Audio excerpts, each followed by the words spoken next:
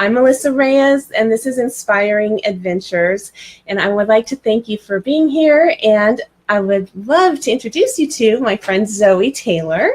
And she's from the Warren Tattoo in West Hollywood. And I met her in a very unusual way. And I wanted to see if she would be a guest on my show. And she is. She's here live in studio. Welcome, Yay. Zoey. Thank you. Thanks for having me. You're welcome. Well, thank you. Oh my gosh, this is so exciting for me. And so, it's a little awkward, but I wanted to tell you how we met and then ask Zoey some questions. And she has, some things that she wants to share. So it was one of those amazing stories. So let me know if you can hear me and if you have any questions. And thank you for being here, and share it out with your friends. And don't forget to go and we'll put the link in, and you can like the Warren Tattoo on Facebook. And if you want to know more about Zoey, she has a wonderful page there. And of course, you can see she's an amazing artist. I don't know if you could possibly do any of your own tattoos on your own self, but she does amazing work too. So I know that's a little ridiculous thing to say, but people do ridiculously talented things, and you are ridiculously talented. Thank you. So anyway, so one day I got an email. A lot of the interviews that I do, you've met a lot of authors and celebrities on my show, and I've met because PR reps will send me their information and ask me if I want to cover events or interview them. And that's how I first heard about Zoey. And I got this little email, and I went and found out about it. But it was one of those things that was buried in my emails. So by the time that I connected with her, the thing was over, or she just didn't, it didn't happen. But I still had it in my mind that I thought that she was cool, and it was right here in West Hollywood. And I looked at her page and I thought, wow, I really want to connect with this woman. She seems so remarkable and so talented. And I really wanted to get a rose tattoo because she does these amazing roses. And at the time we were talking about starting out Bubbler Media, and it was like no lie. The day that I first discovered you, we were just having a conversation about having some type of contest or challenge. And I had made a comment that if like 100 people followed us and donated to our Patreon page, that I would get a tattoo that said Bubbler or something like that. And so then that day in my email was this tattoo artist that was local. And I was like, I wonder if she would go for something like that as like a promotional thing. But that's how it first came up. And I always think it's weird when something happens, something comes up, something's in conversation, and then that person or that thing kind of arrives on your doorstep, and it's just meant to be that you meet. And that's how it happened, like for me. And so then months went by, and the next thing I know, I'm having somebody asked me to have lunch with them and have a meeting. I'm taking a meeting, and they want to meet in West Hollywood. And I'm looking at the map because I want to find something local to where they are. And I was looking around the area, and I'm like, hey, on the map, there's the Warren Tattoo. And I emailed ahead, but nobody got my email. But I walked in there afterwards, and I just thought, hey, is Zoey here? And they're like, well, who the heck are you? Do you have an appointment? And I'm like, no, but I have a show, and I would love to interview her, and maybe she has a moment to talk to me. Here's my card. And she said yes, and she talked to me. And I told her that my weird story, and that I would love to interview her. And she said, she welcomed me into her shop and into her little room, where she was doing a tattoo. And she said, you can interview me. In fact, there are things about myself that I would like to share with you. And I thought, wow, that's amazing. You don't know anything about me. So she probably did investigate me a little bit, I'm hoping, before she came to my house. Yeah. So I guess since she's here, she found out good things, hopefully. And here she is. Yay, yay. So what was it like for me to just walk in and ask and say, hi, can I interview you? I get lots of different types of requests of all sorts, and sometimes it's like, oh my God, no. But I don't know, there's just something really sweet about you, and it's just like, hey, I don't know, I feel like she's up to something cool. Well, good. Well, I feel like I am up to something cool. Yeah. So, I was inspired by the fact, I think this whole year I've met a lot of women who are doing remarkable things. Scratch that. I've met people who are doing remarkable things, and you're one. And one of the remarkable things that I envy and I'm supportive of what you're doing is that you run a business and that you have a shop on this world famous street on Sunset Boulevard in West Hollywood, which is someplace, I mean, I've grown up here my whole life. And if I ever had a shop, I would have it there. I mean, it's the most amazing place, and it's beautiful. And I mean, I've been to a few tattoo places, and it's not what you would expect. It's just pretty. It's like, it's pretty. It's kind of girly. A little bit. Yeah. My mom says it looks like a jewelry box. It looks like a jewelry box. It looks like an art gallery. I've had artists walk in and ask if they can have a showing there after we take these paintings down. You're like, these paintings are going down. Yeah. Now, did you decorate it? Yeah. So that's all your style. It screams that would be your style. So I just am curious, how did you get to that point? Who are you? Where did you come from? And how did you get to be that business owner? Oh boy, where you want me to start? Who are you? Did you grow up in this area? Okay, I grew up, I kind of moved around a lot, Louisiana, Colorado, Oregon for most of my life, and didn't have a very nice childhood. Lots of abuse and weird shit, but he went to prison. Okay.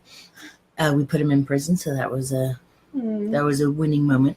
But we didn't go to school. Is that why you moved a lot? Because of the person? Yeah, I don't know, just more family stuff. But he progressively got us more and more isolated so that he could have maximum control.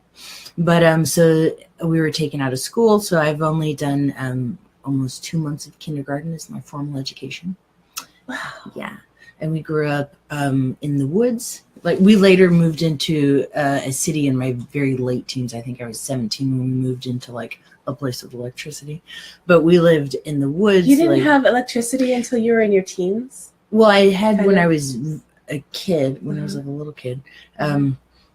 But yeah, we moved out into the woods, and we could turn on the generator for electricity but it used gas, and that was expensive. So we turned it on for like an hour a day to pump water, and we'd have lights during that time, and then you shut it off, and then you go back to candles and lanterns and stuff. And so we had just had a very unusual childhood. So we didn't have a TV, we didn't have neighbors, we didn't go to school, we didn't have a phone, so we were very isolated. How old are you way now? out. 35. Okay, all right. So it's like your first half of your life was this way. Not nice. Okay. Yeah. Okay. So, can I ask you questions? Yeah. To make it clearer? So, was this your father figure? Stepfather. My actual father's really cool, and I got to know him more in my late 20s. But my stepfather, not a cool person. And during the time that you were in the woods, were you under the control of this man? Oh yeah. Okay. Yeah. And then, so did you feel like you broke free or got away from him, and then he got put away?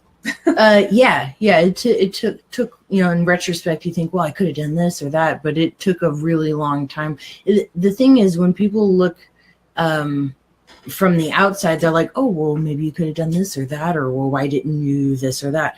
But the thing is, when what I was living with was normal to me because I didn't know anything else, it doesn't occur to you, or it doesn't seem like a real thing to. It'd be like somebody saying to you, well, why don't you just go live on the moon then? It's another round thing floating. And you're like, what do you mean? Yeah, this is just what you woke up with every so day.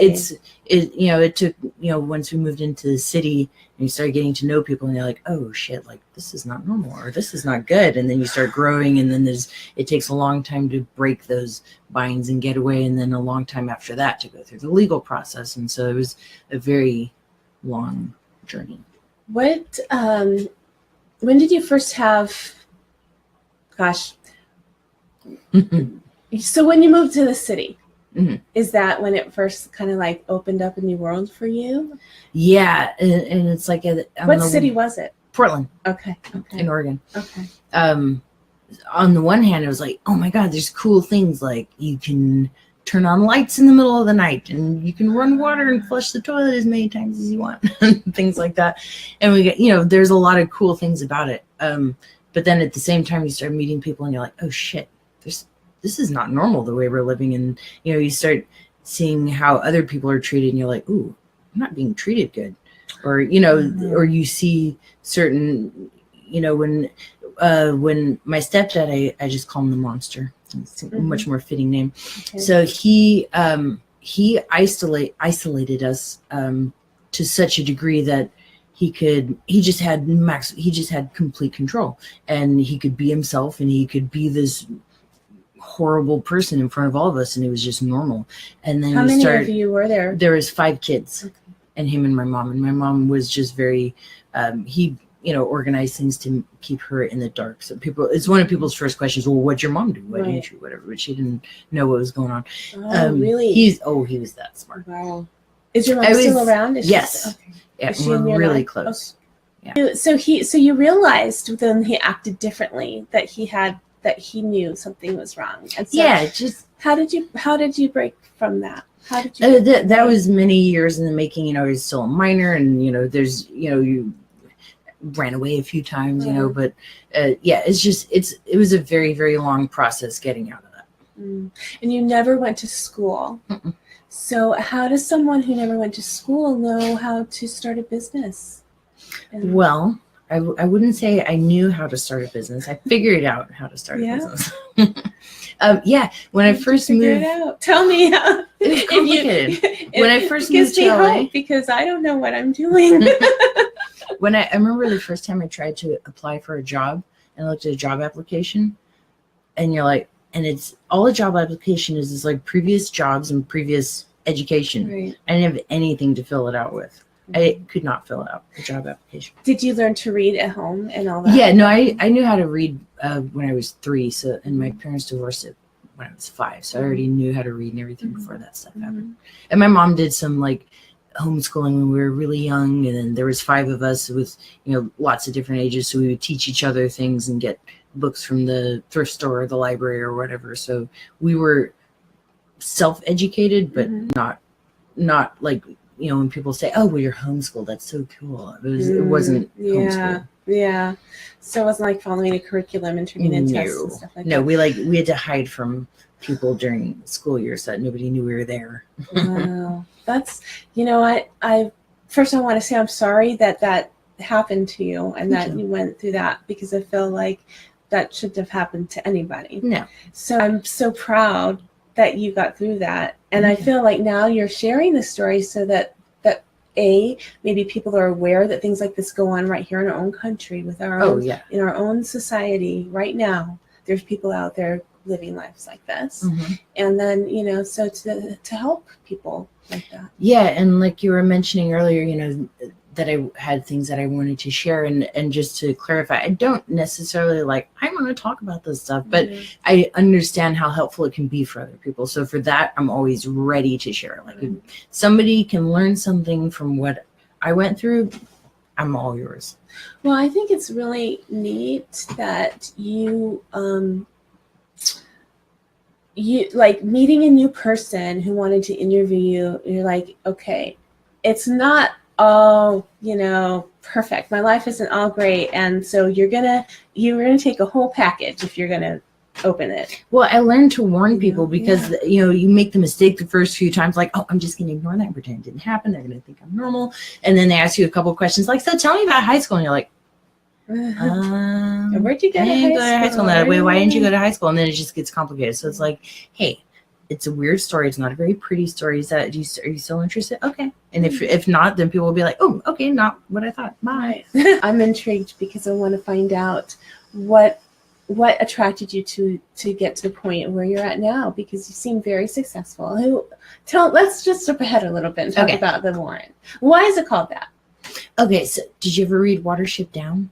I did, but I don't remember. So a warren, I'm probably not as smart as you. I don't remember this stuff. A warren is a group of rabbits or a group of rabbit homes. Oh, okay. I do remember that. But most people are like, oh, like in Watership Down. So the rabbits go back to the warren, and I like bunnies. Okay. All right. So that's why. Yeah. Okay. And there's bunnies everywhere. I don't know if you caught that. I did. You're an amazing, resilient woman, Aw. Cindy says. Thank you, Cindy. So, I found that to be true too. I feel like, you seem so strong. You evidently are strong. Tough as shit. There you go.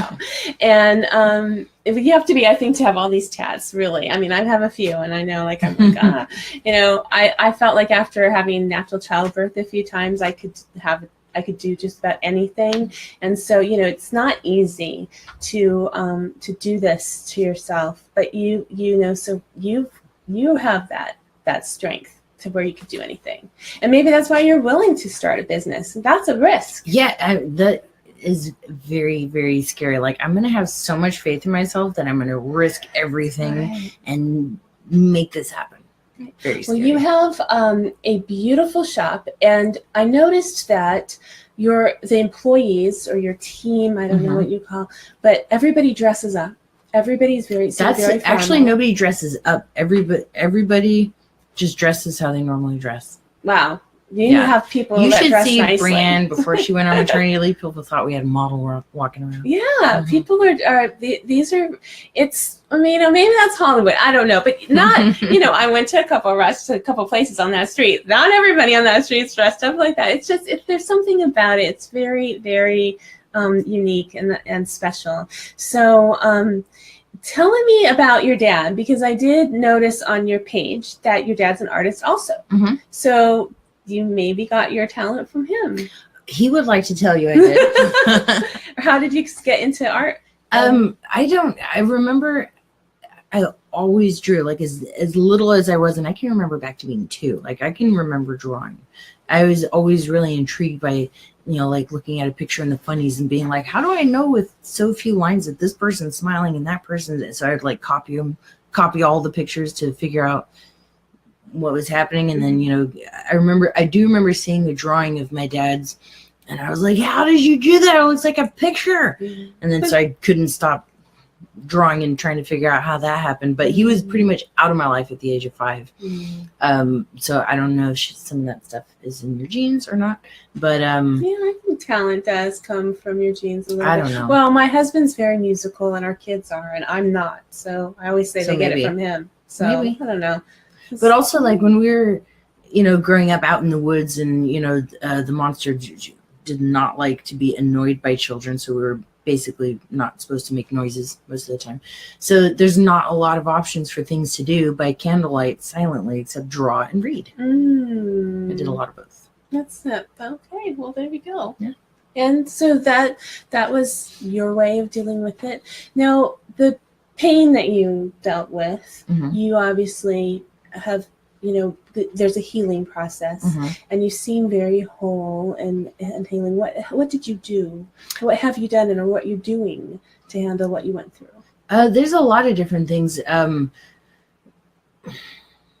legal process was definitely one of the hardest things I've ever done. One of the most humiliating, difficult processes. Oh my God, it was awful. But that was healing in so many ways that I could not have anticipated. Reading other people's stories, other people who've been through similar things, and you're like, oh, and they came out the other side. At the beginning, when you're like, you're ashamed because you think it's your burden to carry, and you find out that, wait, this is not my fault. It's not my problem. It's not my burden. That's huge. Right. Years and years of therapy. Lots of therapy. But yeah, just one of the main things is for me is not being afraid to face it, because I think being silent about things is just enabling the problem in the first place, so being able to talk about it, not like I go bug everybody with it, but I need to not owning it, I guess. or just don't pretend it's not there. Kind of like we were talking about earlier when people say, well, are you over it? You don't get over it.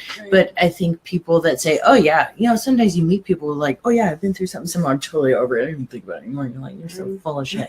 So I think it's really important to acknowledge it and to pay attention. And I'm constantly learning things about myself. Like, oh my God, I react like that to that word because it's traumatizing instead of like trigger. And if I ignore that, I just think, I hate that person or whatever, you think of the wrong reason for why you react certain ways. So it's really important to be very conscious of it and to be aware and to be honest, being honest with, my mom and I, when we were getting our relationship back, we had to be very honest with each other and share and not, if we would have pretended it didn't happen, we wouldn't have a relationship. Even my siblings, we went through so much stuff together that you would never want somebody to see you go through. So it was very hard to get to know each other again, sort of as adults. But it requires a lot of honesty to be able to do that. Are any of you married? Do you have any children? There's 5 of us, and 3 of them have kids, and 1 is married. So relationships are probably tough. Yeah, definitely. Yeah, so it's something you have to go through your whole life, dealing with what happened, and Absolutely. So, that's I'm sure that you have a lot of support that have come from different places. Friends are probably really important to you. Did you have a friend that helped you through when you were first going through this? Or I had one friend who's here today that I credit with, honestly, no shit, I credit with the fact that I'm still alive. I credit him with that. Yeah. Well, do you want to bring him on and say hi? Hi, Bob. Aww. He's so sweet. Okay, so we do have Bo here. He's Bo, right? Yes. Bo, he came with Zoey, and so I was really glad because I don't think any woman should go to some stranger's house by herself and or anybody. You seem pretty trustworthy. Well, I know, but it's really cool that you have somebody that's been there your life and knows your history. Tell me about some of your favorite things. Like, I know that you have a record collection and that you love to do swing dancing. So how did you get into those things? I probably more side effects from the weirdness of growing up. Like when you don't have touch with like what's current and what's not. You really don't know like what's cool and what's not. Well, you got into some pretty cool things. Well, that are I timeless. thought it was cool. But when you're in your early 20s and you just moved to LA and you don't know really who Madonna is, and like people do not think you're cool. I'm sorry to love that, but yeah, no, but swing dancing, how fun, Cindy says, and it's true. It's I think Lito and I took a swing dancing class when our kids were. And wasn't it fun? Yeah, totally. It's so much fun. And my that was like I could dance with my dad because that was their time. Yeah. But it never goes away. That's like, and we watch Ballroom Dance with the Stars on tonight. It's like the classic. You got to know how. But for me, I always wanted to dance. I always went. When I was 3, I started asking for dance lessons, and we never got to do that because we didn't have any money. And then as we got older, the monster didn't want us associating with other people, so it was still a no. So I just got to this point in my early 20s where I was like, you know what? Instead of bitching about the fact that I didn't get to do that, I'm just going to start doing it. Yeah. It's just one of those things. So I do it and I have fun. Yeah. Now, and do you make your clothes or do you like what is it about the fashion? You have a certain style. That's so okay, hot. that's another problem. See, when I was a kid, I saw this Elvis movie because we were at somebody else's house with a TV. And, we have like our daily uniform was sweatpants, usually with holes, sometimes underwear, sometimes not. T-shirt, usually full of holes, rubber boots. For woods and cow poop and stuff like that. So I just remember seeing this girl on the TV, and I had no freaking clue that was a 1950s movie and like way out of date. But this girl had on the most amazing dress, and I just remember looking at it and thinking, when I grow up, I'm gonna dress like that. And you're never gonna wear this shit again. And I do. It makes me happy. This is the thing, when I am the happiest person I know, and you gotta find things that make you happy and do a lot of them. So when my outfit makes me happy, I'm winning. That is so amazing that you said that. Okay, so that is what my whole A Year in Bloom is about. Like I told you when I met you, and I have this theory about having like a intention and have like this mindfulness of what I want to be like. So this year was to be about in bloom. And she says, I totally agree. Find things that make you happy. Yes. And so, I surround myself with those things. I think about it every day. I have pictures of flowers, things that are about blooming and growing and thriving. And, I'm the happiest and healthiest and it makes me feel great. And, so I wanted to ask you what you're passionate about and what your purpose is and what your future holds. Well, okay. It's a lot. A lot, yeah. What are you passionate about? I don't know how to answer that in one word, except I guess if I had to pick one word, it would be joy, happiness. That's great. Yeah. I always say it's a constant pursuit of happiness. You got to keep working on it. Yeah. Yeah. We can't just be happy one day and be done with that. No, and you can't sit around and wait to be made happy, because that doesn't happen either. Right. Yeah. You found your joy. Hell you yeah. did. I'm so happy. I do so much cool stuff. I do so many ridiculous things that make me happy. Like Bo gold leafed my ceiling fan because it was really boring, and that makes me happy. It's ridiculous. You come up with some pretty cool ways to make yourself happy. Yeah, because I'm always working on it. If I'm ever really not happy, I'm going to go over to the shop and just sit there. It's like, you should. It's like Zen. It's like a spa. Yeah, it's really neat. Except you won't get wet. No, I might get inked. All right, but so what is your purpose? What do you feel like you're here for? I think that, I think that now I have two answers to that, and used to I had one, because in recent years I've always thought my one purpose is that I've survived for some reason, and that's to be able to stand strong and help other people survive similar things. And I've always thought that was my only purpose, but I think I have two purposes. And I think my other purpose is to find so much joy that, like, when you look at the ratio of my life, because currently I haven't lived long enough to outweigh how many shitty years I've had. So I just think just joy and happiness. And my mom says I teach happiness by example. So I think those are all mixed together. I feel like that is why I've wanted to know you, because I want to be around happy people. And I think it's important that we do that. Everybody go out and find somebody joyful that you can get to know, because it's going to make you feel better. Or even more importantly than that, figure out what makes you happy. You know how many times you ask somebody, like, what's your favorite this, or what do you want to do? Yeah. It's like, I always know what I want to do, and you just have to find joy. And a lot of times people think things that make them happy are silly, or somebody else isn't going to approve or think it's cool or whatever. And it's like, it doesn't matter. Just find joy. Yes. Yeah. So how do you do that? Where are you? What do you want to do next? Well, I need more records. I need more record players. I need more clothes.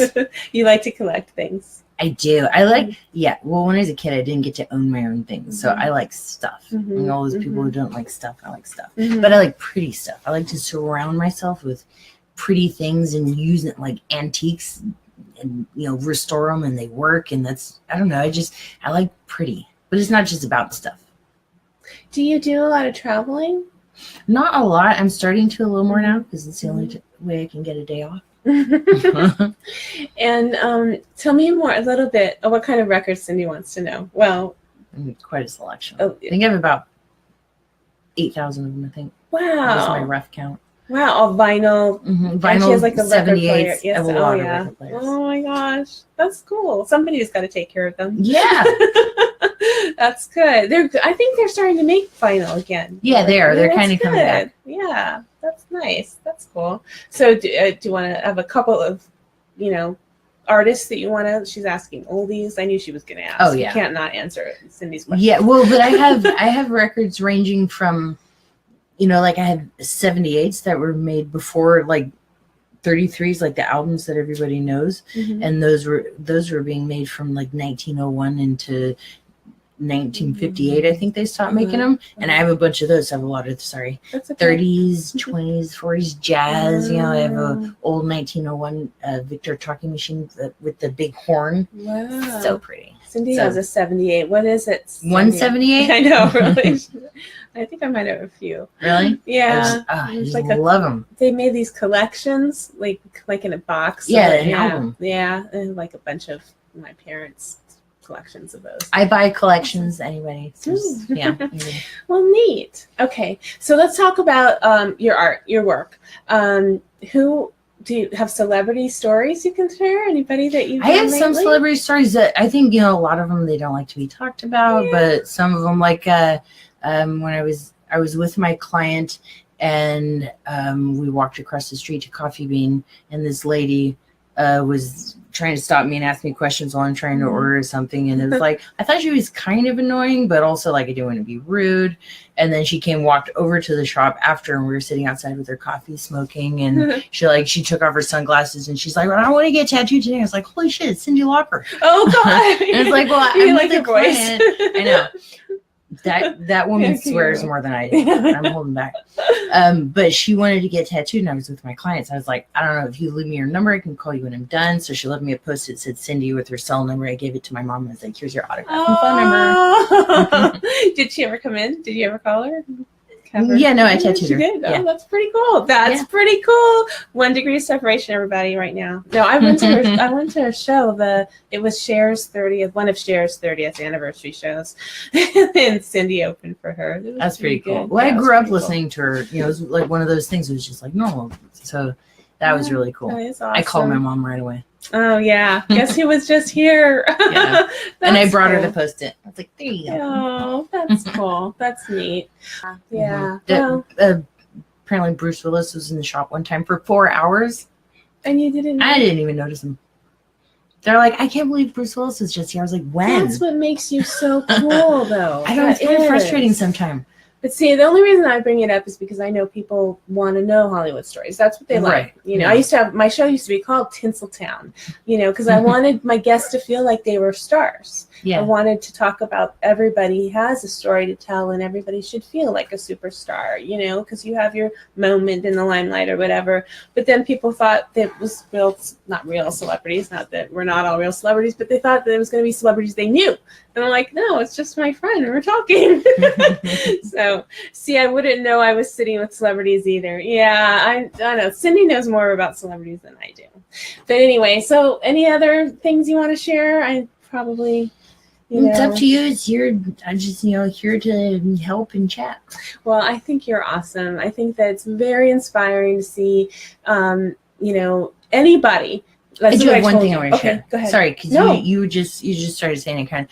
Yeah. I think there's a lot of people, or I meet a lot of people who say, well, I always wanted to do that, but this or that, or I wish I could do that, or I wish I could wear a dress like that, or I wish I could whatever. And it's like, I've found personally that there's no reason on this planet why you shouldn't, or why you can't do whatever it is that you want to do. Because, I came from out in the woods without an education, and every obstacle, and probably shouldn't have survived. And I own a shop on West Hollywood in the Sunset Strip, and there's nothing you can't do. That's Not right. like I'm the ultimate success story, because it's going to get better, but I'm just saying, I don't let things hold you back, because there's a lot of times along the way where things could have held me back, and fuck that. Sorry, That's I right. cussed on your show. That's okay. I mean, it's Facebook, so What are they can gonna do? Anyway, that is why that we need to hear this. We need to hear that. Your message is perfect. The world needs more Zoeys. Oh, hi, Yay. Michaela. Thank you for saying that. Absolutely. And that's why, I wanted to hear that. I need to hear that. I think that we all need to be reminded of that. And I want to believe that even very successful people still need to be reminded that, you can still reach farther and do more. Yeah. Because, it's Look at life Betty gets White. hard. I know. Look at Betty White. I love her. So, we could just keep going. And it's so good that you did and are doing what you're doing, because, pretty remarkable. You really Being are. happy and working hard feels a whole lot better than being miserable and feeling like a victim. Now, That sucks. is it a choice? Yes, it is a choice. Thank you. Absolutely. Yeah, Good distinction. it is a choice. Yeah. Well, I mean, what happens to you isn't a choice, but what you do with it. There you go. My whole thing when I started realizing, okay, I'm stuck here. Let's make the best of this. I was like, okay, pretty much every fucking yesterday that I've had is awful and has been tainted by people. So I was like, today they don't get to have, and not a single fucking tomorrow do they get to have. Sorry, I keep cussing. But that's my policy. So whatever happened yesterday, today is yours, and every tomorrow is yours. every tomorrow is, you're going to make me cry. Now, I'm Aw. usually the one making other people cry, but you know what? It just, you know, I wanted to take, it's not October yet, but it's practically October. I wanted to make October the month that we ignite your spirit. Cool. And this is just the perfect start because we are going to really rock your world, everybody. Ignite your spirit. Get it going. You can do it. And Zoe's here to tell you. That's right. You can do it. You can do it. You do it. And speaking of doing it, I think she's getting the little, it's time to go from Bo. So thank you for being here on Inspired Adventures. Thank you, Zoe. Thank you for having me. You're so awesome. Way to go, girl. All right. If you have any questions for Zoe, if you'd like to find out more about her shop, or if you want to get a tat, there's probably a long waiting list, but you can check it out. It's the Warren Tattoo, and we'll put a link in here, and you can connect with her right there on Facebook. Thanks, everybody. Good night. Thank Good you. night, Cindy. Thank you. That's it. See, I knew I liked you.